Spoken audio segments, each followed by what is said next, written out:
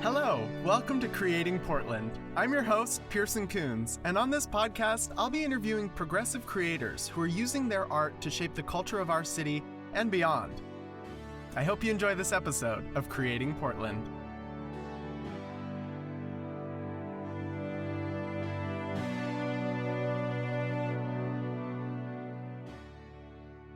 Hello, everybody. Welcome back. I am here with a very exciting guest. Her name is Sossity Chiricuzio, and she ran an X-rated open mic called Dirty Queer for 9 years at the In Other Words store, and it was a fundraiser for the venue as well as a safe gathering space to explore and share performances about sex, sexuality, gender, and it also spun off into writing workshops and other events. She also wrote a column called Embody and news articles for PQ Monthly for several years, and has since published a memoir and dozens of essays and poems in various journals and anthologies. Most recently, Sossity has revived Dirty Queer online as both a curated open mic and a literary arts journal, as our need for queer spaces has only increased given the pandemic and the administration. I could not agree more, and I am so excited to get into it with you, Sossity. Sossity, welcome. Thank you. I'm so glad to be here with you. Me too. I'm so glad you're here. Well, let's get into it with our big, broad opening question. All right. Which we've gotten into a little bit in your bio already, and it's just, how are you helping to create Portland through your work? Well, my whole reason for performance, because I'm really actually a backstage person, or always had been until Dirty Queer. I had never emceed or hosted or produced an event before I dove very deeply into that pool with that event. But the reason for it for me is to help create spaces for marginalized voices. That's my whole reason for performance spaces. So, who's getting the mic? Who's getting the stage? Who's getting a chance to share their stories? What are those stories?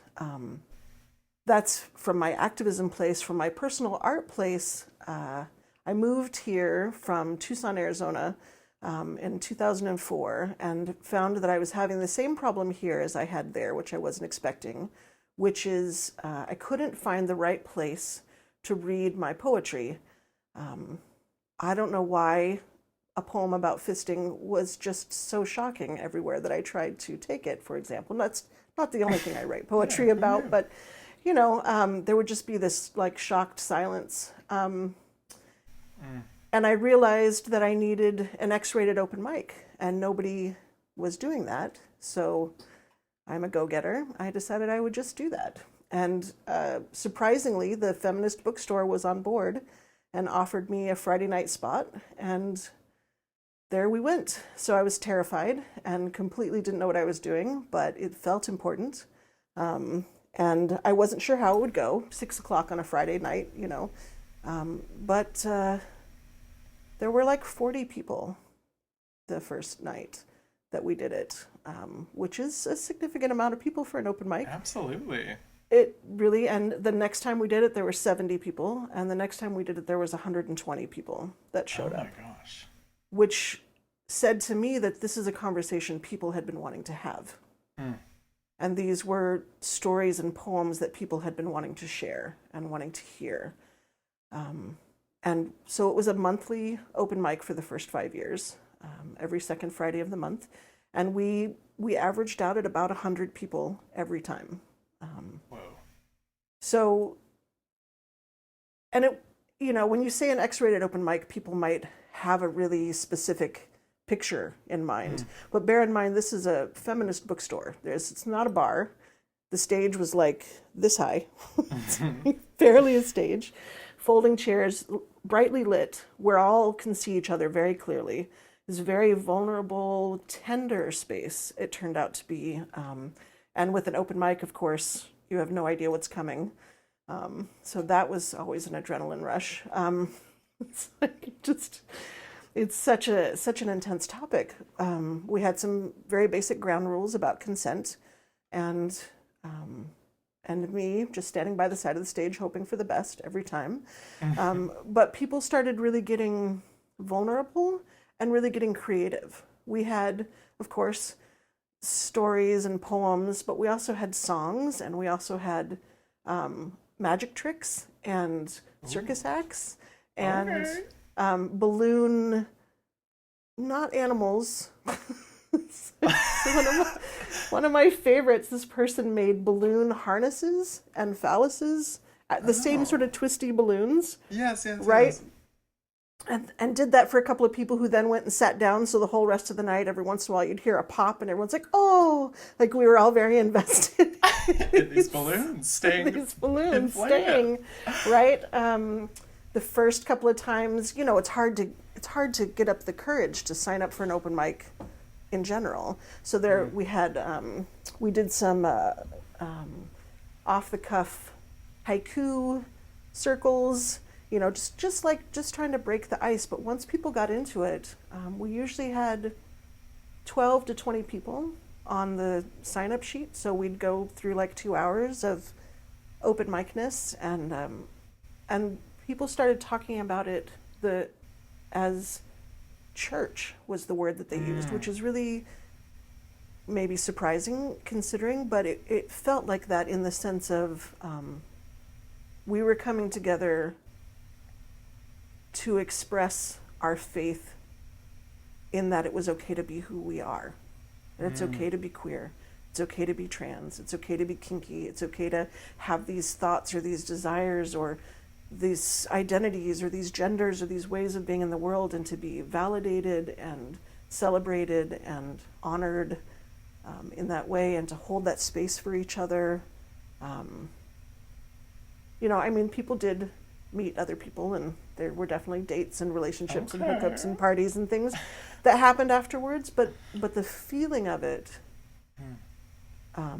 was community, which is why, even though it was an adrenaline rush, and I'm not an adrenaline seeker, to run an X-rated open mic and to do that every second Friday of the month for 5 years, and to show up and to keep that happening and to hold that space, it's easily the most sacred thing I've ever done.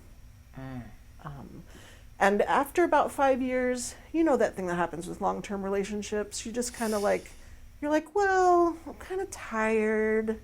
I'll go next month. I'll sign up next month. It just sort of like the combination of the long-term and that, and I see this as a success of the event, that people didn't have the same need because we had normalized those conversations. We had normalized that kind of sharing in a way, like not taking personal credit for that, but I feel like collectively, because so many people were coming and going through there and then taking what they experienced there out into the world with them, there wasn't the same need for it, which is good. That means we met that need in some ways. So then I reevaluated and took it to a quarterly open mic, because you're going to want it more if you know that if you miss out, you're going to have to wait another 3 months for that. So then it up and up again a little, and then it sort of died down again a little, and it was like, well, if the need isn't there, then let it run its natural course, and see what else. Make way for something else. Step back and make space for someone else to create something, which I feel like, again, with the relationship metaphor, we've got this mythology that if it ends, that means it failed, which is not necessary. That's why, it's not, Dirty Queer was not Prince Charming. It was what was needed then for that. So, people were sad. I was sad, but it felt right. But in the years since then, people have asked for it, and I just didn't have it in me to revive it with my own disability stuff and chronic pain stuff and the amount of energy that takes and what that looks like. But then once we were all stuck at home, now we really need that space. We're really missing that connection and that feeling of like looking out and seeing a bunch of queer and trans folks looking back at you and like reflecting you and validating you. I was like, all right, well, let's try it once and see, do people need it? How does it feel? Does it meet the need in the same way? And we had about 64 people show up. And it's curated now for 2 reasons. One, I don't want the adrenaline rush anymore of not knowing what's about to happen. That's fair. That's a fair. little much. But also, I want to very deliberately shift that space of who gets the mic. You know, so the priority is for Black and Indigenous and people of color. The priority is for trans folks. The priority is for disabled folks. So by having it curated, we can make sure that marginalized voices are being lifted and centered, which feels really important, especially right now. So the first one, huge success. It felt really great. It actually felt like being in the room with a bunch of queer and trans folks. It was quite the lift for everyone. It was very exciting. It was so exciting that in the moment I committed to doing it again the way that you do. Classic. And then we tried to do it again last month, and we got Zoom bombed, which is horrid. And for those of our listeners who don't know what that is, especially in a queer space, what does that look like? If you're comfortable sharing? It looks like a whole group of people being gay bashed all at the same time. In a space that we're trapped, that suddenly feels like we're trapped in. So in this case, there were either 2 or 3 people, we're not quite sure, who came in together and started bombarding. And we had implemented security measures, but they figured out how to get around the muting. They kept unmuting themselves and making really loud, horrible noises that are distressing. And they were also copying and pasting every ugly thing you could say about somebody into the chat screen over and over again. And they were changing their names the way that you can do, so we couldn't find them to boot them. It was a nightmare. It was definitely my personal nightmare of people in a space that I created being traumatized. Like I just so basically the building's on fire, everybody has to leave. I just had to shut it down because there's no salvaging it at that point. So we're definitely going to be taking even more and stronger security measures. Because the event's called Dirty Queer, because it's located in Portland, we were probably targeted. Right. It was definitely like a, Proud Boys on a Saturday night kind of a situation. So it was really jarring and an ugly reminder of exactly how not fixed things are in this country. Exactly how homophobic and transphobic and racist and ableist and everything that this country really is, that the same way as the election showed that it was so close is horrifying. Right. It's not surprising, but it's horrifying that we are so almost evenly divided between everybody's important and only these few people are important in this country, So, but we're going to do it again anyways because bash back, I guess. No, yes. That's not quite it. Okay, but wait. Yep. I'm getting the chills in the moment. I'm agreeing.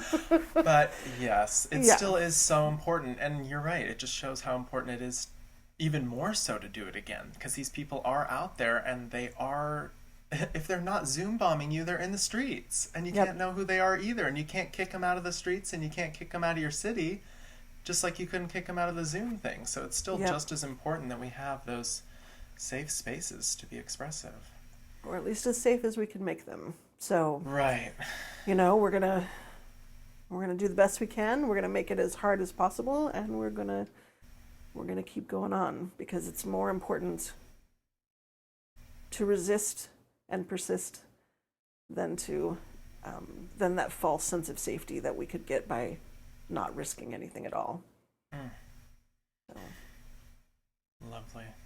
Yeah. And then we're also doing an online journal, which just launched. So we're accepting submissions of poems and prose and creative nonfiction and artwork, so that we can take up space on the internet in a way that lots of people can access as well. So it's pretty exciting. Very cool. And what I love about you is not only are you an artist yourself, but you're investing so much energy and time in creating space for other artists. and lifting up other artists too. And that's creation in itself, and that's art in itself. You talked about being an MC for the first time. That's one of those sort of mediums we don't really talk about in the art way, in the same way, Right. but it's totally creative and exciting. And you're curating now, which is just another essential part of artistry for these next events. So that's really cool. Right. Yeah, thank you. Yeah, it's a lot of people don't. I mean, even just hosting an event, if you're doing it with intention, is an art form as well. And that's one reason to do it is to create the space, and one reason to do it is to model how to create that kind of space. You know, Right. like who's being centered, what kinds of access are you including, how are you, you know, who are you sharing it with, why are you doing it? Is it an ego boost? Which is not automatically inherently a bad thing, but if that's the only purpose, you know, is it to be the star, or is it to help other people shine? You know, like what is the agenda? What is the purpose? Who's it for? These are questions that who's invited? Do they know they're invited?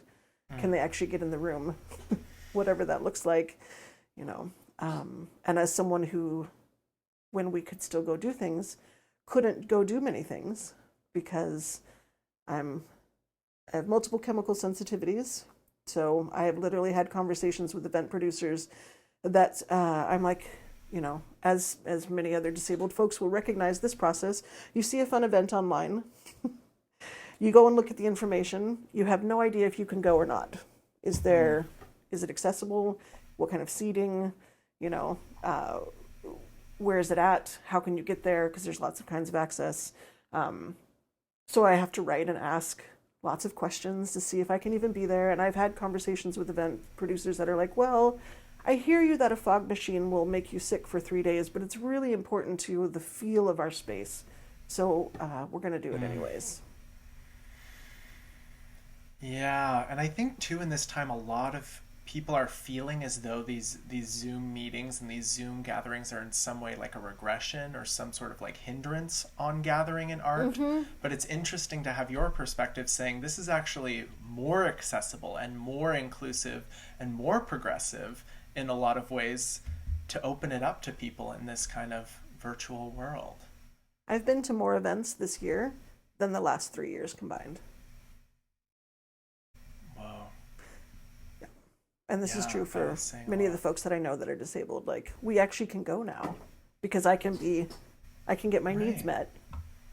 And because I'm not counting on someone else to make that possible, because it can be hard. I have sympathy. It's hard to find an accessible building. It's hard to implement a scent-free policy. It's hard. It's work. It's, you know, but like, it's important work.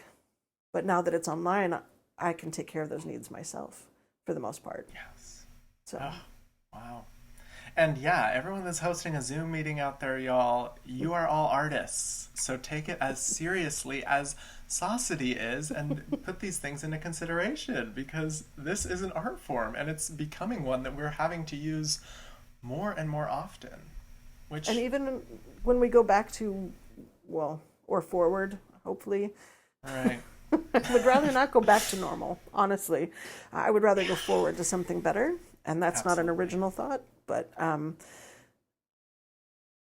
it shouldn't be an either or. If you're having an event in a physical space, set up a camera Yeah. so that it can also be a virtual space. Like, why not bring more people in? Why would you not want to have more people be able to be involved? Right. You know? Unless it's just, I want to have a party with the other pretty people that feel like me and look like me and act like me and think like me. Right. And when we're being honest, that might be what it is. Well, that kind of actually brings us into our second sort of segment, which is what are the things that you're liking and are working for you about the Portland art scene? And then what are our areas of improvement? Where should we be doing the work? And we've got a little bit of that so far in this interview, but Right. I mean, obviously accessibility is just, you know, and a loving challenge that I issue to fellow event producers is to really examine what it means if you say that your event is accessible. And what thought have you put into that? Does that just mean the doorway looks wide to you and there's a bar in the bathroom? Or have you actually done some education about disability justice? Are you thinking about interpreters? Are you thinking about what kind of lighting there is? Are you thinking about if the venue is on a bus line or can only be reached by car? Are you thinking about if there's seating, and if so, are you prioritizing who the seating is for? Are you thinking about your performers in terms of who you find personally interesting? Or are you making a point of being as diverse as possible? And if you are trying to be diverse, how are you going about that? Are you just like expecting people of color to do the work to be available for you so you can get a gold star for being diverse? Or are you actually creating an event that they want to participate in, where they feel genuinely welcomed and lifted up? Like, I feel like Portland is a city of really good intentions, genuine Right. good intentions, but not nearly enough attention in a general way to the impact of the choices that are actually made. If the fog machine is more important to you than anybody who might be made sick by the fog machine, what does that say about your politics? What does that say about your reason for having the event? And are, it, like, deeper thought, deeper work, deeper anti-racist work, deeper disability justice work. It's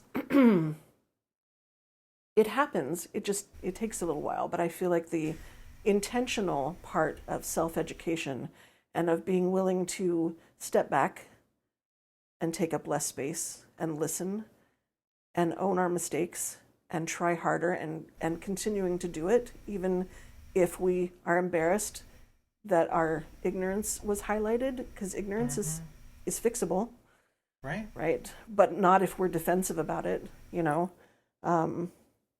If someone says, hey, you stepped on my foot, and you get caught up in defending the fact that you didn't mean to step on their foot, it doesn't stop their foot from hurting. It just makes you're just sucking all the air out of the room, and the person's not going to want to let you stand next to them anymore. I would very much like to see people be very intentional about the spaces that they're creating.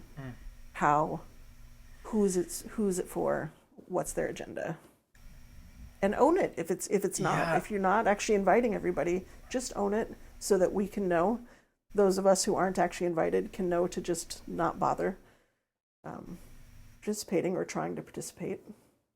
Be honest. Right. And I think, at least what I've noticed with artists in particular, myself included, is there's such a focus on the actual piece and the art itself, and then there's this sort of philosophy of whoever comes, and whoever sees it, and the audience will find my piece that needs to see my piece. But it's so important for us to hear this perspective that your audience might not even be able to see your piece. You might be in the way of your own audience if you're not being intentional about making your piece accessible to them.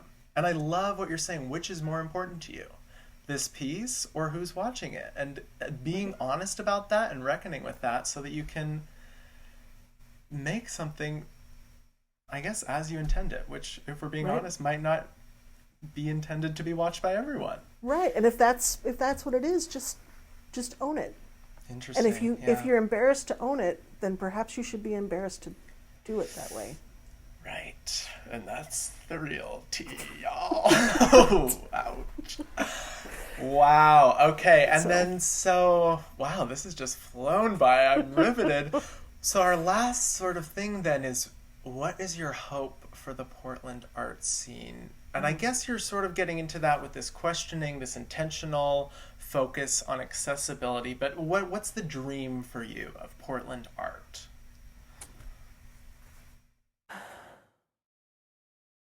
That it continues on the trajectory that this situation has forced of examining access and examining what it means to create a space and examining who's in the room and how that is shifted now that it's virtual.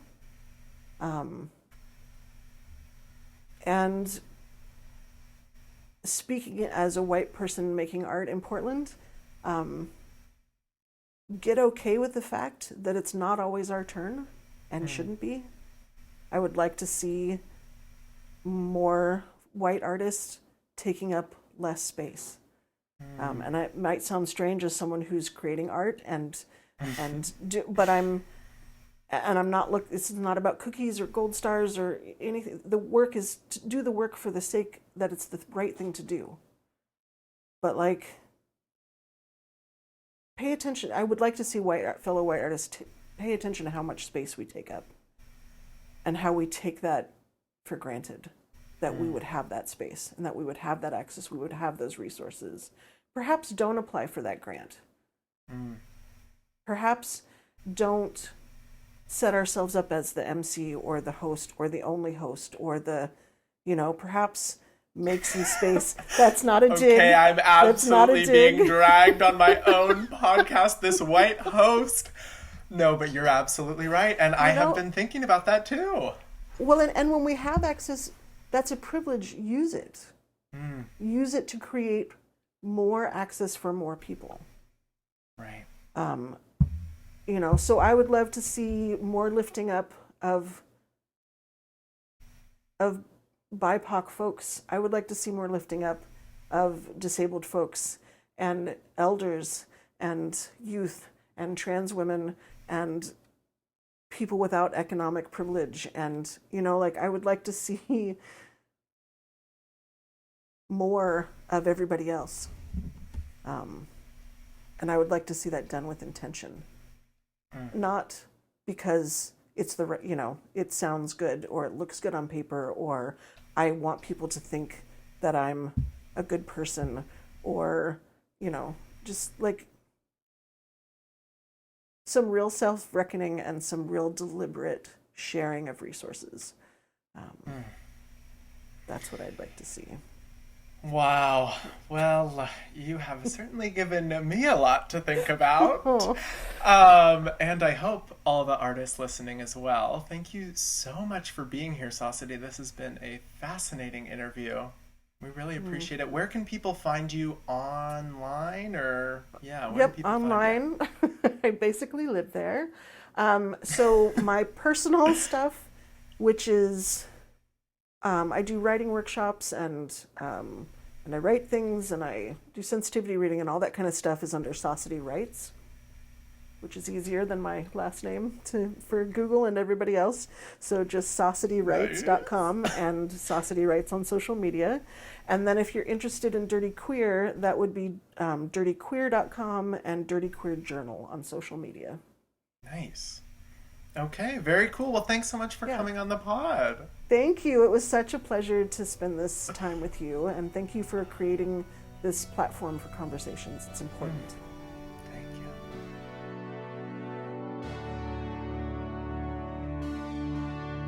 Thank you so much for tuning into this episode of Creating Portland with me, Pearson Kunz. Don't forget to rate, review, and subscribe, and check us out on Facebook, Instagram, and Twitter at Creating PDX, or on our website, creatingpdx.com. This podcast was brought to you by Wolf and Thunder Productions and Golden Pride Productions. See you next time. Bye!